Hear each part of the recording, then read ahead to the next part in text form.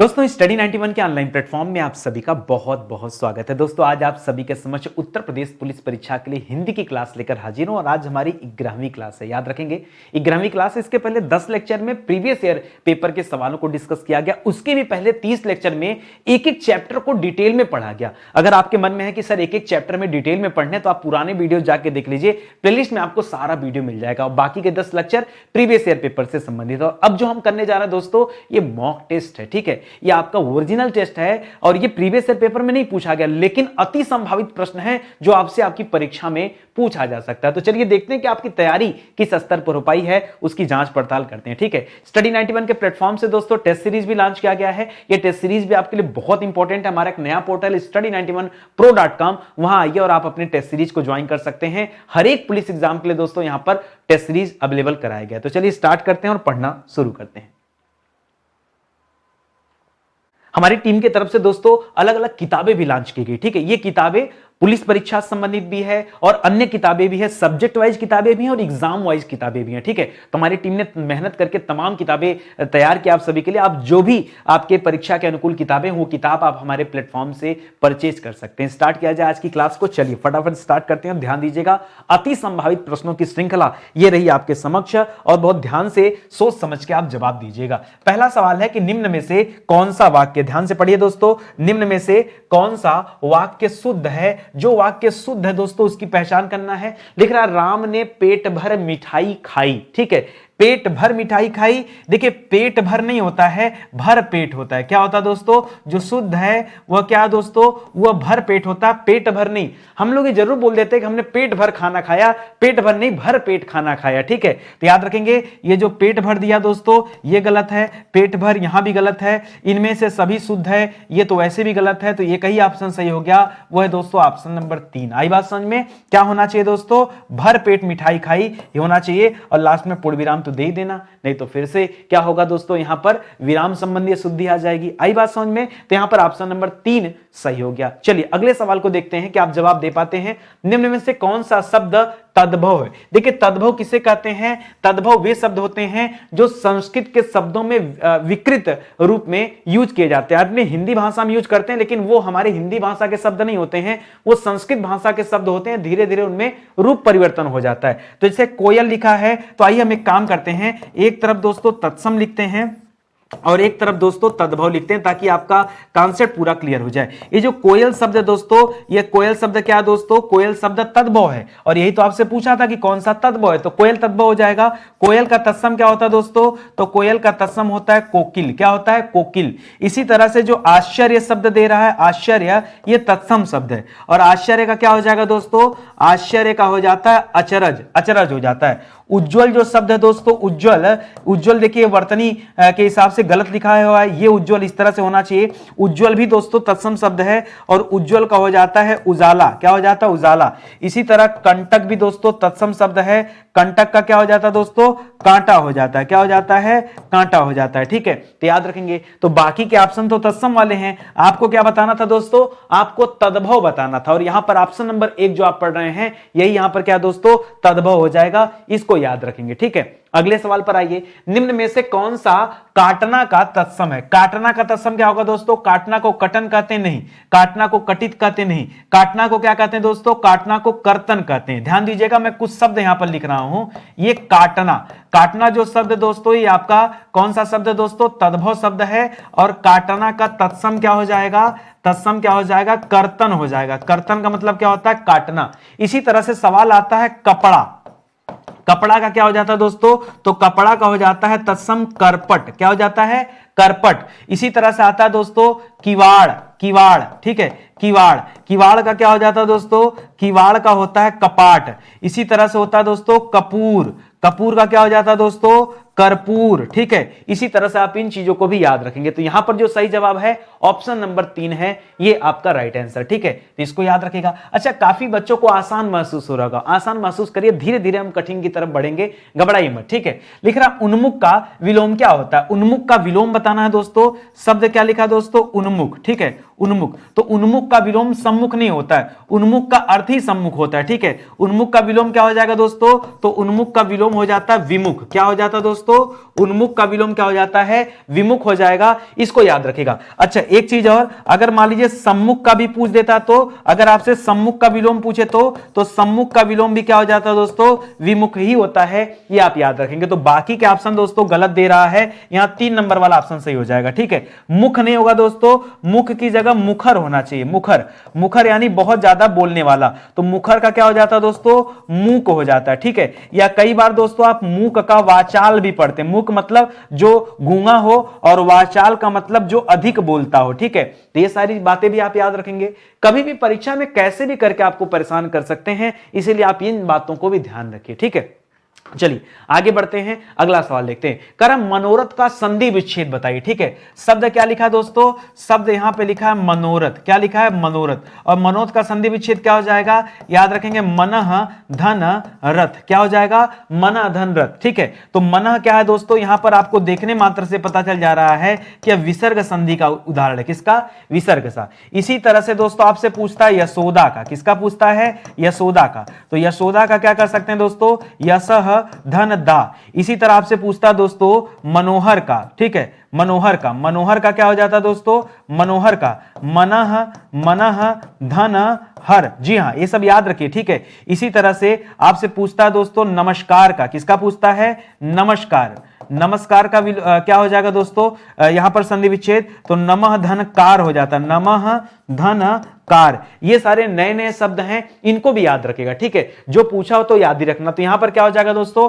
मनोरथ नहीं, मनरथ नहीं, मन धन औरत नहीं, क्या हो जाएगा, मना धन रथ हो जाएगा। और इन सभी में क्या दोस्तों, विसर्ग संधि होती है। संधि के 3 भेद होते हैं, स्वर संधि, व्यंजन संधि और विसर्ग संधि। तो किसका एग्जांपल है, यह विसर्ग संधि का एग्जांपल है। अगला सवाल, हाय मुझे क्या हो गया में वाक्य का प्रकार पहचानिए। किस प्रकार का वाक्य दोस्तों, तो हाय जो लिख दिया दोस्तों, इसी से पता चल जा रहा है कि क्या है दोस्तों, यह विस्मय वाचक कहिए चाहे विस्मय बोधक कहिए, यह विस्मय वाचक या विस्मय बोधक प्रकार का वाक्य है। संदेह वाचक कब कहते हैं या संदेह बोधक कब कहा जाता दोस्तों, जैसे संदेह कर दे कि आज मौसम बिगड़ सकता है, आज मौसम बिगड़ सकता है, आज मौसम बिगड़ सकता है। यहां क्या दोस्तों, संदेह कर रहा है, कंफर्म नहीं कि बिगड़ेगा ही, ठीक है, बिगड़ सकता है, ठीक है, इसलिए दोस्तों संदेह किया गया। संकेतवाची कैसे होता दोस्तों, वर्षा होती तो फसल अच्छी होती, वर्षा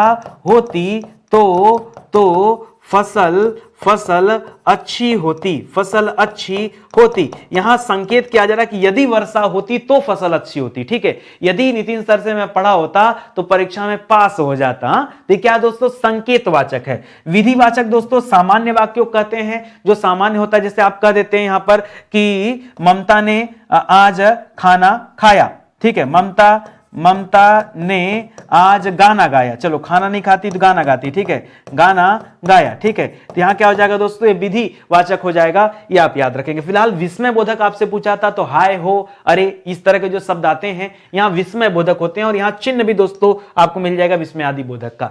चलिए आगे बढ़ते हैं, अगला सवाल पढ़िए। लिख रहा है रश्मि रथी किस कवि के द्वारा लिखी गई है जिन्होंने प्रेम, धर्म और विश्वास के मुद्दों पर चिंतन किया है। क्या किया दोस्तों, प्रेम, धर्म और विश्वास के मुद्दों पर चिंतन किया है। रश्मि रथी दोस्तों किसकी रचना है। देखिए एक बात तो कंफर्म है कि सुमित्रानंदन पंत की रचना तो नहीं है।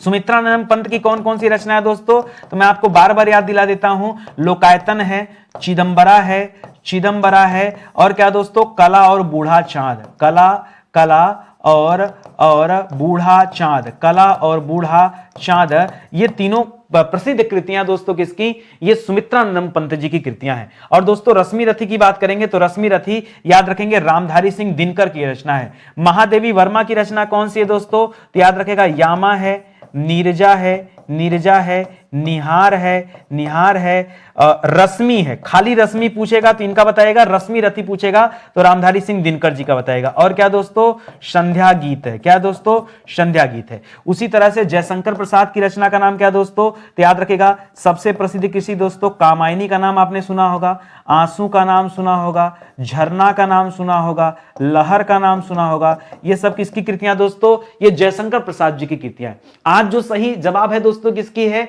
रश्मि रथी के बारे में पूछा है और ये रामधारी सिंह दिनकर जी की रचना है। रामधारी सिंह दिनकर की रचना में दोस्तों और रचनाएं लिखेगा। एक प्रसिद्ध कृति इनकी है दोस्तों उर्वशी। क्या नाम दोस्तों, उर्वशी। रश्मि रथी के कार्ड तो दोस्तों ये बहुत प्रसिद्ध हो गए थे, लेकिन उर्वशी भी आप याद रखेगा, ठीक है। और संस्कृति के 4 अध्याय, संस्कृति के चार अध्याय, ये भी किसकी रचना है दोस्तों, ये भी रामधारी सिंह दिनकर की ही रचना है। तो ये आप तथ्य याद रखेंगे। इतनी बातें तो मुझे लगता है पर्याप्त है ना, कितने सारे सवालों को हमने कवर कर दिया। आइए आगे बढ़ते हैं। लिख रहा अंबरम का समानार्थी शब्द क्या दोस्तों, अंबरम का, ठीक है। तो अंबरम का मतलब श्रवण तो होता नहीं, श्रवण का संबंध दोस्तों किससे, कान से है, यानी कर्ण से, कान से कर्ण से है, ठीक है। इंदु दोस्तों किसे कहते हैं, तो इंदु चंद्रमा को कहा जाता है। किसे कहा जाता है, चंद्रमा को इंदु कहा जाता है। अब चंद्रमा के बाद दोस्तों और क्या कहा जाता है, चंद्रमा को अंशुमान कहा जाता है, चंद्रमा को शशिकांत कहा जाता है, शशांक कहा जाता है, ये सब याद रखें। गजानन दोस्तों किसे कहते हैं,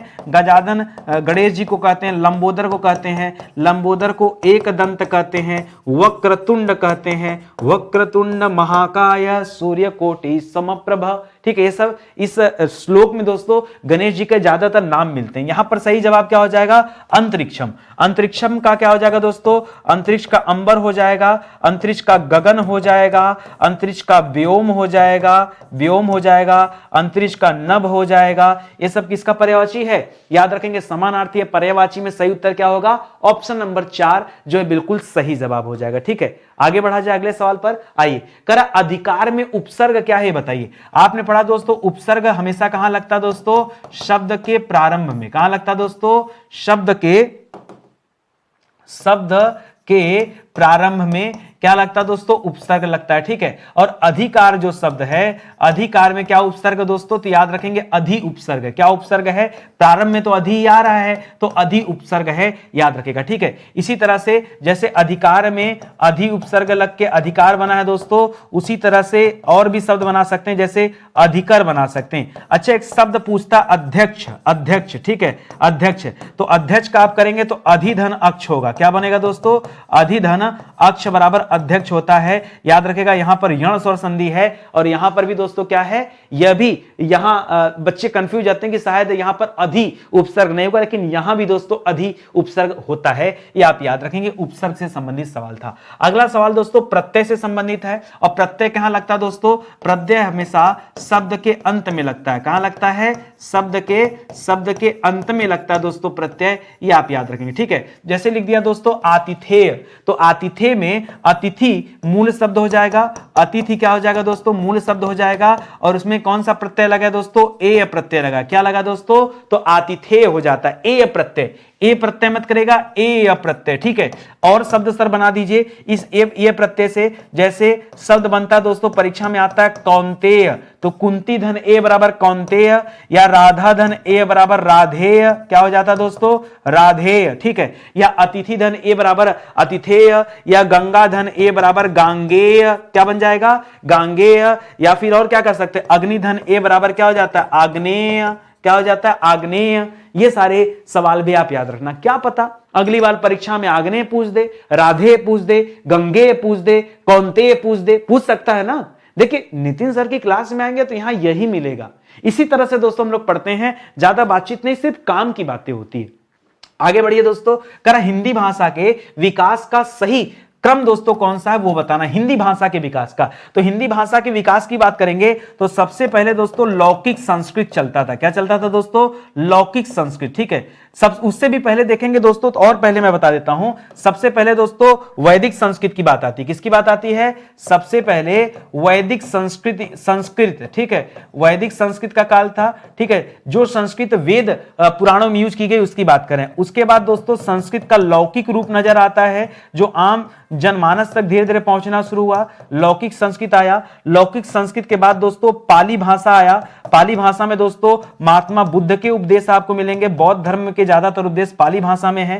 पाली के बाद दोस्तों प्राकृत भाषा आया, प्राकृत भाषा में दोस्तों जैन धर्मावलंबियों के तमाम जो है लेख वगैरह, किताबें वगैरह ये सब मिलेंगी। उसके बाद दोस्तों आता है अपभ्रंश। क्या आता है दोस्तों? अपभ्रंश आता है। और अपभ्रंश के बाद दोस्तों तब जाके हिंदी या खड़ी हिंदी का नंबर आता है। तो यहां पर आप उसी हिसाब सेट कर लीजिए, प्राकृत के बाद अपभ्रंश तो आएगा नहीं, यहां पाली गलत लिख दिया, प्राकृत गलत लिख दिया, पाली के बाद प्राकृत आता है, प्राकृत के बाद अपभ्रंश, अपभ्रंश के बाद हिंदी, ये बिल्कुल सही है। बाकी का ऑप्शन ऐसे भी गलत है, तो ऑप्शन नंबर 2 आपने कर लिया सही, मैंने आपको पूरा दे दिया। ठीक है, हो सकता है परीक्षा में यही ऑप्शन किसी और तरीके से बना दे, लेकिन आपको पहले से अलर्ट रहना होगा। ठीक है, आगे बढ़े दोस्तों।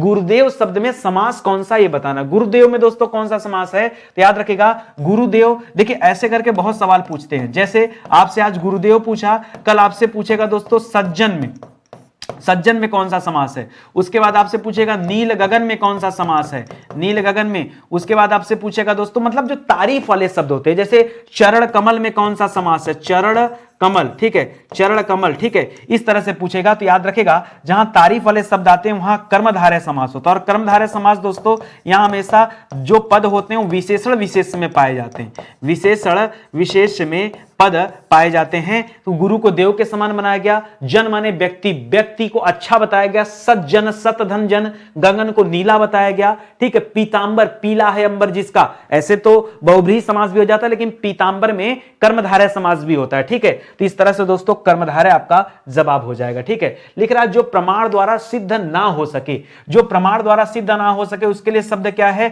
तो बहुत सारे बच्चे करते हैं अप्रमाणित। अप्रमाणित नहीं होगा, अप्रमाणित किसे कहते हैं दोस्तों, तो याद रखेगा अप्रमाणित कहते हैं जो प्रमाणित ना हो, जो प्रामाणित जो प्रामाणित न हो उसे कहते हैं अप्रमाणित। और अनप्रमाणित नाम का कोई शब्द ही नहीं होता। जो सही शब्द है दोस्तों यहां अप्रमेय हो जाएगा, जो प्रमाण द्वारा सिद्ध न हो, जो प्रमाण द्वारा सिद्ध न हो उसे क्या कहते हैं दोस्तों, उसे अप्रमेय कहते हैं। और अपरिमित नहीं हो जाएगा, जिसकी गिनती नहीं हो सकती उसके लिए दोस्तों अपरिमित यूज होता है। ठीक है, तो यहां पर ऑप्शन नंबर 2 सही हो जाएगा। आगे देखिए, कह रहा ओ किस प्रकार के वर्ण हैं।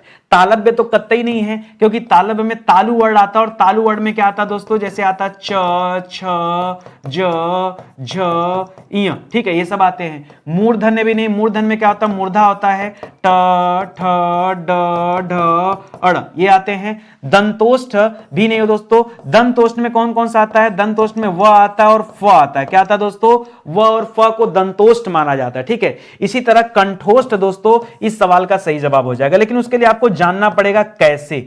आपके मन में सवाल होगा सर आप साबित करके दिखाइए, तो आइए हम साबित करते हैं दोस्तों कि ओ अ को क्यों हम कंठोष्ठ कहते हैं। क्योंकि ओ का निर्माण होता है अ और उ को मिलाकर के, अ और उ को मिलाकर के क्या बनता है, ओ बनता है। अ जो है दोस्तों, जो अ है किस प्रकार का स्वर है, यह कंठ स्वर है। ठीक है, उसी तरह से जो उ है किस प्रकार का स्वर है, यह ओष्ठ स्वर है। तो इसी कंठ और ओष्ठ को मिला के क्या बन गया दोस्तों, कंठोष्ठ बन गया। याद हुआ।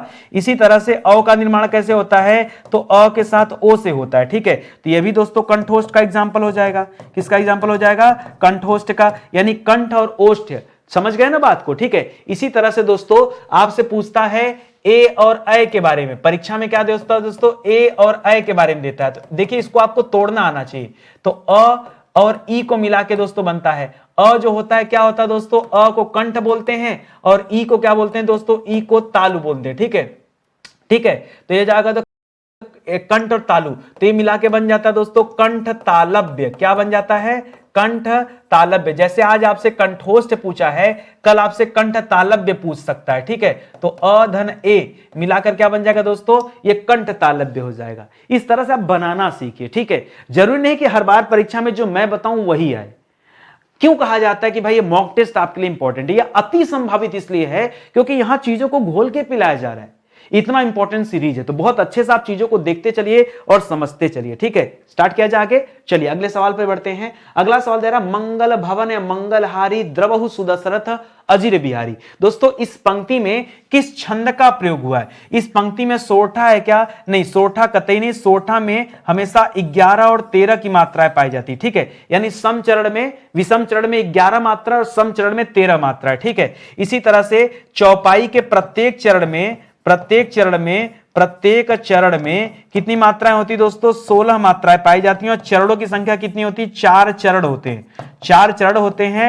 और मात्रा कितनी होती है दोस्तों? तो मात्रा 16 होती है। दोहा की बात कर दें तो दोहा में 13-11 की मात्रा होती है, ठीक है। इसलिए दोहा को हमेशा सोरठा का विपरीत बताया जाता है। और जो सवैया होता है दोस्तों, सवैया में मात्राओं की संख्या कितनी होती है? तो 26। कहीं कहीं मिलेगा आपको 24 से 26। ऐसा क्यों? तो सवैया के कई प्रकार होते हैं, ठीक है। इस वजह से दोस्तों वहां पर ये चीजें मिलती देखने को। अब बात आता दोस्तों कि मंगल भवन है मंगलहारी द्रबहु सुदशरथ अजित बिहारी, ये इसमें है क्या? ये दोहा है या चौपाई है? तो सबसे ज्यादा कंफ्यूजन आपको यही होता है। याद रखेगा दोस्तों, ये चौपाई है, ये दोहा में नहीं आता, ठीक है। रामचरितमानस में वर्णित है दोस्तों, ये तुलसीदास ने जो रामचरितमानस लिखा है उसमें दोस्तों वर्णित है। और ये क्या है? चौपाई है। प्रत्येक चरण में मात्राओं की संख्या 16 है, चरणों की संख्या 4 है, ठीक है। आगे बढ़िए, लिख रहा पेट भरे मन मोदक से कब। इस लोकोक्ति का सही अर्थ क्या है दोस्तों? करा पुरुषार्थ से किसी काम में सफलता न मिलना, न मिलना नहीं दोस्तों, ये गलत है। सच्चाई और ईमानदारी से किसी काम में सफलता मिलना नहीं। केवल भगवान के नाम लेने से किसी काम में सफलता न मिलना, केवल सोचते रहने से काम में सफलता न मिलना। पेट भरे मन मोदक से कब, इसका अर्थ होता है केवल सोचने से सफलता नहीं मिल जाती। क्या आप ख्याली पुकाव बना रहे हैं कि हमारा सिलेक्शन हो जाएगा, हम बहुत बड़े आदमी हो जाएंगे? नहीं, ख्याली पुलाव बनाने से कुछ नहीं होता। आपको मेहनत करना पड़ेगा, हमारे साथ आके लगना पड़ेगा, तब जाके दोस्तों कुछ होगा। मैं आपको बताना चाहता हूं, जो हमारा नया पोर्टल लॉन्च हुआ है study91pro.com, अगर आप इसके बारे में नहीं जानते तो एक बार विजिट कीजिए। मुफ्त में दोस्तों सभी परीक्षा के लिए एक एक टेस्ट दोस्तों यहां पर फ्री में दिया गया है। ये जितने भी एग्जाम यहां पे लिखा जा रहा है, इन सभी एग्जाम के लिए दोस्तों यहां टेस्ट मिल जाएगा। और ये जो टेस्ट होगा ना, इसमें मॉक टेस्ट आपको मिलता है, सेक्शनल टेस्ट मिलता है। सेक्शनल मतलब चैप्टर वाइज टेस्ट, विषय वाइज और चैप्टर वाइज दोनों। इसके अलावा प्रीवियस ईयर पेपर और करंट अफेयर। इससे ज्यादा आपको क्या चाहिए? एक बार आप आइए तो सही, इस टेस्ट सीरीज को आप ज्वाइन करिए, आपको खुद लगेगा कि वाकई कितनी वैल्यूएबल ये टेस्ट सीरीज है और इससे हमें कितना फायदा मिलता है, ठीक है। चलिए आगे बढ़ते हैं, अगले सवाल पर आते हैं। अगला सवाल लिख रहा है शांत रस का स्थायी भाव क्या दोस्तों? तो देखिए यहां रति जो है दोस्तों, ये श्रृंगार रस का स्थायी भाव। किसका स्थायी भाव दोस्तों? यह श्रृंगार रस का स्थायी भाव है। शोक जो है दोस्तों, ये किसका स्थायी भाव है? यह करुण रस का स्थायी भाव है। किसका स्थायी भाव दोस्तों? यह करुण रस का स्थायी भाव है। निर्वेद जो दोस्तों, यह किसका दोस्तों? यह शांत रस का स्थायी भाव। यही तो परीक्षा में पूछा है, ठीक है। और विस्मय दोस्तों, यह किसका दोस्तों? विस्मय के लिए आश्चर्य यूज होता है। लेकिन अब आप कहेंगे दोस्तों आश्चर्य नाम का हमने रस तो पढ़ा नहीं, तो आपने पढ़ा होगा अद्भुत रस। क्या पढ़ा होगा? आश्चर्य का बोध होता है और रस का नाम क्या दोस्तों? रस का नाम है अद्भुत रस। क्या है दोस्तों? अद्भुत रस, ठीक है। इसको याद रखेंगे। तो फिलहाल जो आपका सही जवाब दोस्तों क्या हो जाएगा? यहां ऑप्शन नंबर 3 हो जाएगा राइट आंसर, ठीक है। इसी तरह से याद रखेंगे, जैसे वीर रस का स्थायी भाव क्या होता है दोस्तों? तो वीर रस का जो स्थायी भाव है यह होता है दोस्तों उत्साह। वीर रस का स्थायी भाव क्या होता है? उत्साह। इसी तरह से करुण रस का स्थायी भाव क्या होता है दोस्तों? करुण रस का स्थायी भाव क्या होता है? तो करुण रस का स्थायी भाव होता है शोक। क्या होता है दोस्तों? शोक। ये सब भी आप याद रखेंगे, ठीक है। चलिए आगे बढ़ते हैं दोस्तों। एक रस और मिलता है परीक्षा में, विभत्स रस। कौन सा दोस्तों? विभत्स रस, ठीक है। विभत्स रस, ठीक है। विभत्स रस। हेलो, एक सेकंड रुकिए, लाइट में कुछ प्रॉब्लम है, थोड़ा सा लाइट का इशू होगा तो थोड़ा सा आप अरेंज कर लीजिएगा, ठीक है। इधर की लाइट फ्यूज हो गई अचानक से, कैसे, ठीक है। सुनिएगा ध्यान से आगे। तो लिख रहा दोस्तों संज्ञाओं के साथ आने वाली विभक्तियों को क्या कहा जाता है? हमारा अगला सवाल है, ध्यान से पढ़िएगा कि संज्ञाओं के साथ आने वाली विभक्तियों को क्या कहा जाता है। ये निश्चित रूप से आप सभी के लिए एकदम नया सवाल होगा और बहुत सारे बच्चे इसका जवाब जानते भी नहीं होंगे। किताबों में भी दोस्तों आपको जल्दी नहीं मिलेगा। याद रखेंगे जो संज्ञाओं के साथ आने वाली विभक्तियां होती, देखिए आप सोचेंगे सर विभक्तियां जो हम पढ़ते हैं दोस्तों कारक के बारे में, क्या उसी बारे बात कर रहा है? हाँ, ये उन्हीं कारक के बारे में बात कर रहा है जो 8 प्रकार के कारक होते हैं। लेकिन जो संज्ञाओं के साथ आने वाली विभक्तियां होती हैं उन्हें क्या कहते हैं दोस्तों? उन्हें विश्लिष्ट कहते हैं। क्या कहते हैं? विश्लिष्ट। जैसे आप कहते हैं राम ने या श्याम ने, ठीक है, श्याम ने, या फिर क्या कहते हैं दोस्तों? वृक्ष पर, ठीक है। तो ये दोस्तों जो विभक्तियां आ रही हैं ये संज्ञाओं के साथ आ रही हैं, तो इन्हें क्या कहा जाता है? विश्लिष्ट कहा जाता है। और संश्लिष्ट वाली जो होती विभक्तियां दोस्तों ये सर्वनाम के साथ आती है, ठीक है। जैसे दोस्तों, जैसे उसने, जैसे उसने, जैसे तुमने, ठीक है। याद रखिएगा तुम के साथ नहीं आ गया उसके साथ ने आ गया, ठीक है भाई, कर्ता ने होता ना तो ने वाली आया चिन्ह, तो यहां तुम के साथ आ गया, तो सर्वनाम के साथ जब आता है तब क्या करेंगे दोस्तों, संश्लिष्ट करेंगे। जब संज्ञा के साथ पूछे तो क्या कहेंगे दोस्तों, विश्लिष्ट करेंगे। अश्लिष्ट तो होता ही नहीं है, ठीक है। तो याद रखेंगे, इन बातों को भी याद रखेगा। कुछ नए सवाल तो आपको मिला होगा, ठीक है। देखिए अति संभावित प्रश्न यही है, आपको समझना होगा और आराम आराम से सीखना भी होगा। चलिए आगे बढ़ते हैं। अगला सवाल दे रहा है कि निम्न में भाववाचक है। भाववाचक दोस्तों कौन है, जहां भाव दिख रहा वो ढूंढिए। तो भाववाचक क्या दोस्तों, एक्चुअली में भाववाचक नहीं पूछना चाहिए, ये गलत लिखा हुआ दोस्तों, इसको होना चाहिए भाववाच्य। क्या होना चाहिए, भाववाच्य। क्योंकि जब आप वाच्य वाला चैप्टर पढ़ते हैं ना, तो आप पढ़ते हैं दोस्तों जो वाच्य होता है, कितने प्रकार का वाच्य होता है दोस्तों, आप पढ़ते हैं 3 प्रकार के वाच्य होते हैं। वाच्य कितने प्रकार के होते हैं, 3 प्रकार के होते हैं।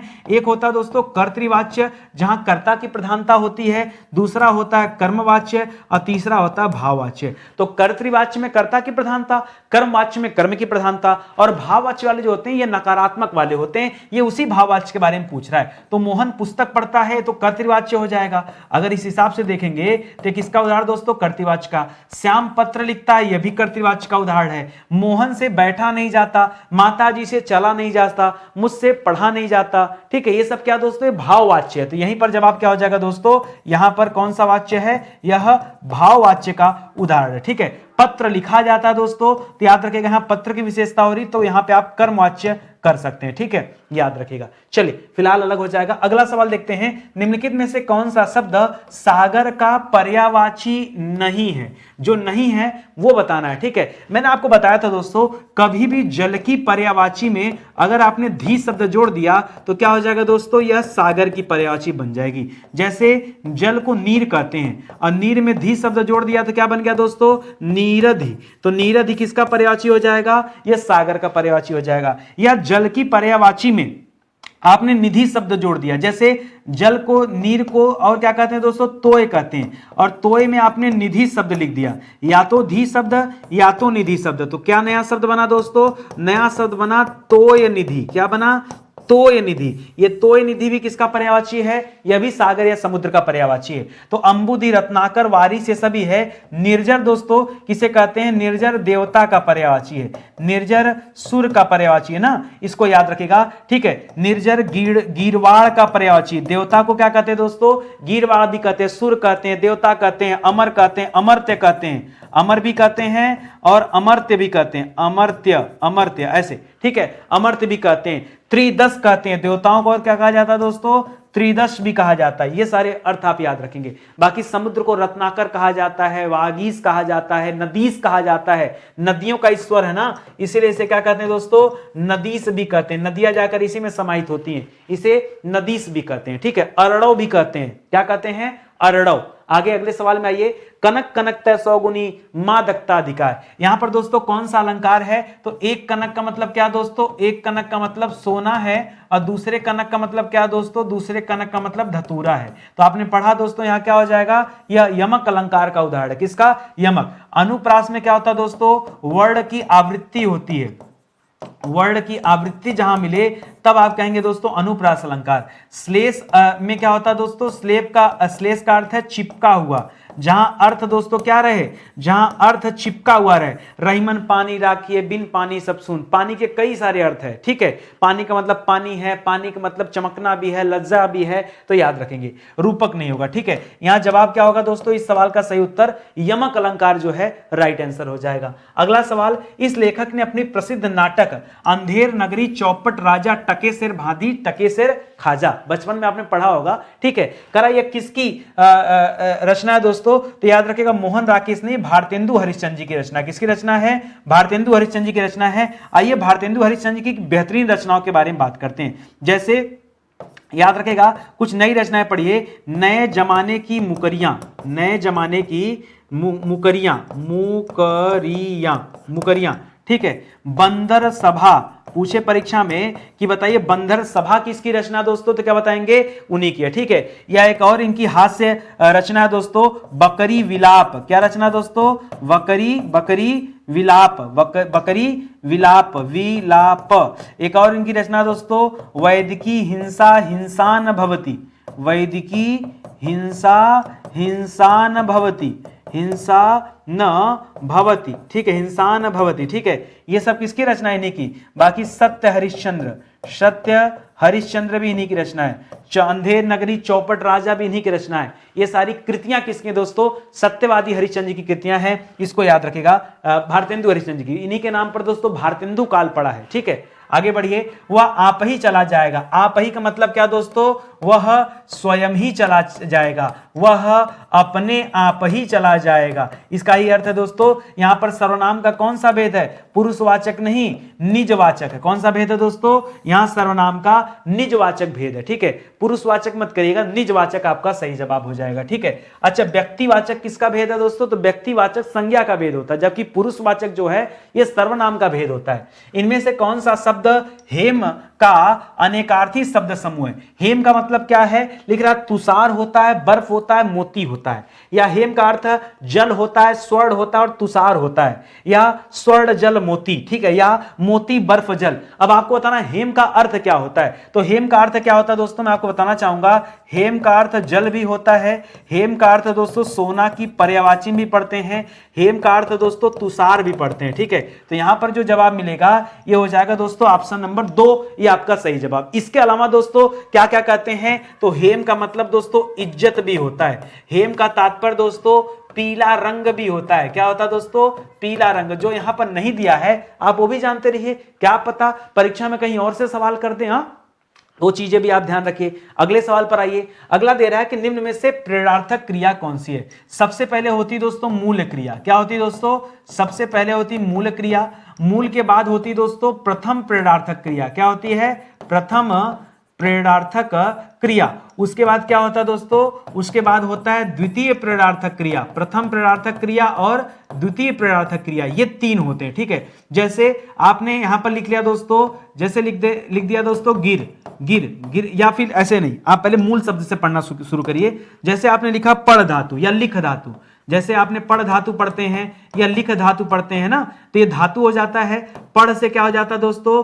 पढ़ से पढ़ाना, पढ़ाना, और क्या हो जाता है दोस्तों? पढ़वाना, पढ़वाना। लिख से क्या बनता है दोस्तों? लिखाना, लिखाना, और क्या बनता है? लिखवाना, लिखवाना, ऐसे करके, ठीक है। उसी तरह से उठना नहीं, उठना नहीं, उठना की जगह अगर उठना यहां पे रहता दोस्तों उठ धातु, और इससे क्या बनता? उठाना, और क्या बनता? उठवाना, ठीक है। तो ये तो होगा नहीं। चमकना नहीं, चमकना दोस्तों चमक से बना हुआ शब्द है, तो चमकना से क्या हो जाएगा? चमकाना, चमकाना, या चमकवाना, चमकवाना, चमकवाना। गिराना दोस्तों सही हो जाएगा, देना भी नहीं। यहां सही उत्तर क्या हो जाएगा? गिराना, गिराना या फिर गिरवाना। तो गिर से बना शब्द क्या है दोस्तों? गिर से बना शब्द क्या है? गिराना, गिराना, और क्या बन जाएगा? गिरवाना, गिरवाना। ऐसे करके देखेंगे दोस्तों। यहां पर ऑप्शन नंबर 3 जो है ये बिल्कुल सही जवाब है। आई बात समझ में? कहीं कोई डाउट नहीं ना? चला जाए, आगे बढ़ा जाए। अगले सवाल पर आइए। राजा सेवक को कंबल देता है। देखो, किसी को कुछ हमेशा के लिए देना, प्रदान करना, प्रदान करना हमेशा क्या होता है दोस्तों? इसी को तो हम संप्रदान करते हैं। किसी को हमेशा के लिए कुछ दे देना, उसी को क्या कहते हैं? संप्रदान कारक। देखिए, देकर वापस नहीं लेना। अगर आप किसी को देकर वापस लेते तो वहां संप्रदान कारक नहीं होगा। देने का भाव दोस्तों संप्रदान कारक होता है। जैसे राजा ने सेवक को, भिक्षुक को दान दे दिया, कंबल दे दिया, मुद्रा दे दिया, कपड़े दे दिया, तो दोस्तों तो हमेशा के लिए दे दिया, वापस तो लेगा नहीं। इसलिए दोस्तों यहां पे संप्रदान कारक होगा। इसको ध्यान दीजिएगा, बच्चे यहां बहुत ज्यादा कंफ्यूजन में रहते हैं, ठीक है। आगे बढ़िए। निम्न में से कौन सा उत्तर अव्ययों के भेद से असंगत है? अव्यय के कितने भेद होते हैं दोस्तों? तो अव्यय के 4 भेद होते हैं, जिसमें क्या होता है? क्रिया विशेषण होता है,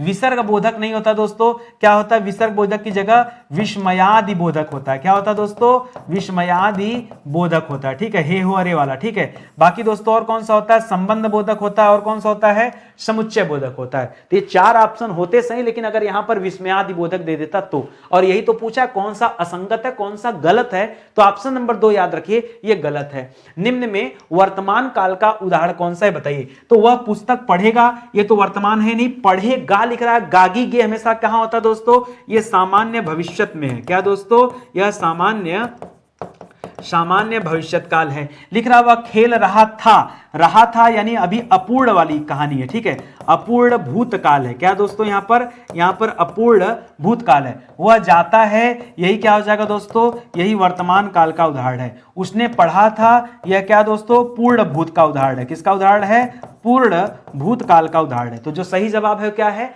ऑप्शन नंबर 3 दोस्तों इस सवाल का राइट आंसर। मेरे साथ दोस्तों पढ़ना है ना तो स्पीड तो बनाना पड़ेगा। देखिए मैं जबरदस्ती स्पीड बनाता हूं, क्यों, इसके पीछे रीजन ये है कि हमारे साथ आपकी स्पीड बनी होगी तभी आपकी एग्जाम में भी स्पीड बनी होगी। हाँ, नहीं तो हम यही धीरे धीरे करेंगे तो आप भी उसी तरह से परीक्षा में जो है परफॉर्म करेंगे, ठीक है। तो तेज करिए। निम्नलिखित शब्दों में से स्त्रीलिंग शब्दों को पहचानिए, ठीक है। संसार क्या दोस्तों, संसार क्या दोस्तों, संसार हमेशा अच्छा होता है, तो अच्छा होने के नाते संसार जो शब्द है यह पुल्लिंग शब्द है, ठीक है। उसी तरह से गौरव भी क्या है, पुल्लिंग शब्द है, और समुदाय भी पुल्लिंग शब्द है। अश्विनी याद रखेगा ये नक्षत्र विशेष का नाम है, और जो नक्षत्रों के नाम होते हैं वो क्या होते हैं दोस्तों, वो सदैव स्त्रीलिंग होते हैं। जैसे नक्षत्रों में एक होता है दोस्तों रोहिणी नक्षत्र, क्या होता है, रोहिणी नक्षत्र, तो रोहिणी भी दोस्तों स्त्रीलिंग शब्द है। उसी तरह से अश्विनी भी क्या हो जाएगा, ये स्त्रीलिंग शब्द हो जाएगा। तमाम बच्चे सोचेंगे कि अश्विनी किसी का नाम है, वो तो लड़कों का नाम होता है तो पुल्लिंग कर दें, नहीं, अगर आप ऐसे सोचें तो गलतियां होंगी। आज के बाद नहीं करोगे गलती ना। चलो आगे बढ़ते हैं। लिख रहा दिए गए विकल्पों में से कौन सा विकल्प उम्मीद का विलोम शब्द है। तो देखिए आशा का विलोम क्या हो जाता है दोस्तों, तो आशा का विलोम हो जाता है निराशा, क्या हो जाता है, निराशा। अवनति का विलोम क्या हो जाता है दोस्तों, अवनति का उन्नति हो जाता है, उन्नति हो जाता है। असंतोष का विलोम क्या हो जाता है दोस्तों, असंतोष का हो जाता है संतोष हो जाएगा, संतोष का असंतोष। यहां मायूसी हो जाएगा, मायूसी का विलोम क्या हो जाएगा दोस्तों, उम्मीद हो जाएगा, क्या हो जाएगा, उम्मीद हो जाएगा, ठीक है।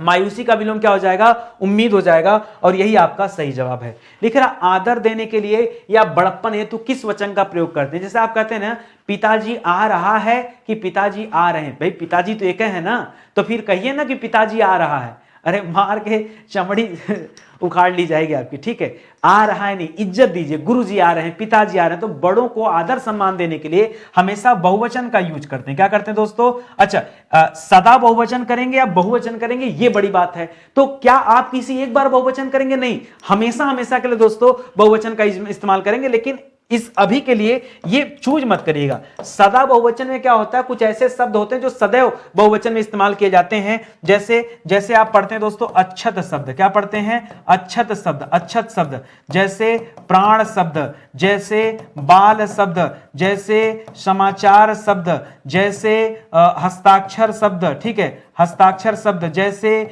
जनता शब्द, ये क्या होता है दोस्तों, ये सदैव बहुवचन होता है। जैसे आंसू, क्या हो जाता है दोस्तों, आंसू, ये सदैव बहुवचन हो जाएगा, ठीक है। लेकिन यहां पर बहुवचन कीजिएगा, ठीक है। हम आदर बड़प्पन देने के लिए भले ही हमेशा बहुवचन का प्रयोग करते हैं, लेकिन उसको सदा बहुवचन नहीं कहेंगे, उससे बहुवचन ही कहेंगे। यही आपका सही जवाब होगा। आगे बढ़िए। हरिवंश राय बच्चन जी ने 1968 में किस काव्य के लिए साहित्य अकादमी पुरस्कार जीता था। मैंने आपको कई बार बताया है कि जब जब दोस्तों साहित्य अकादमी पुरस्कार की बात आती है, याद रखेगा पहली बार यह पुरस्कार 1955 में दिया गया था। किसे, माखनलाल चतुर्वेदी जी को। किसे दिया गया था, माखनलाल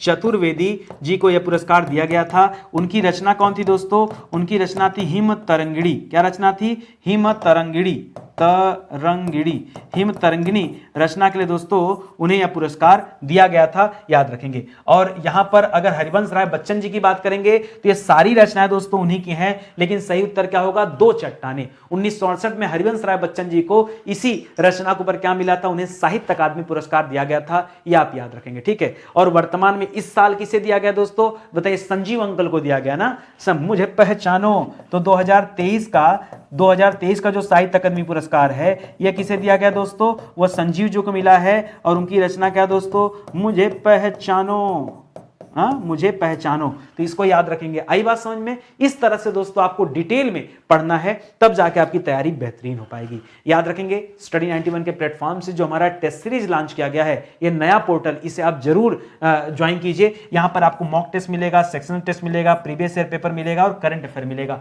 बाकी बहुत सारी क्लासेस चलती हैं, तो अलग अलग क्लासे का टाइम है, और आप इस टाइम पे दोस्तों हमारी इन क्लासों को ज्वाइन कर सकते हैं। साथ ही साथ किसी तरह की समस्या हो, कुछ जानकारी चाहिए, तो हमारा दोस्तों दोस्तों व्हाट्सअप नंबर भी यही है और कॉल के लिए भी दोस्तों इस नंबर का आप यूज कर सकते हैं जो आपको दिख रहा होगा स्क्रीन पर 6350099191। ठीक है, इस नंबर पे आप हमसे जुड़ जाइए। कोई भी किताब चाहिए, कोई भी कोर्स चाहिए, कोई भी टेस्ट सीरीज आपको ज्वाइन करना है, ठीक है, तो परेशान होने की जरूरत नहीं, सिर्फ इस नंबर पे दोस्तों आप जुड़िए हमसे, हमारी टीम आपसे कनेक्ट हो जाएगी। ठीक है, तो मिलते हैं दोस्तों अगले लेक्चर में, तब तक के लिए बहुत बहुत धन्यवाद आपका। जय हिंद, जय Bharat, thank you so much.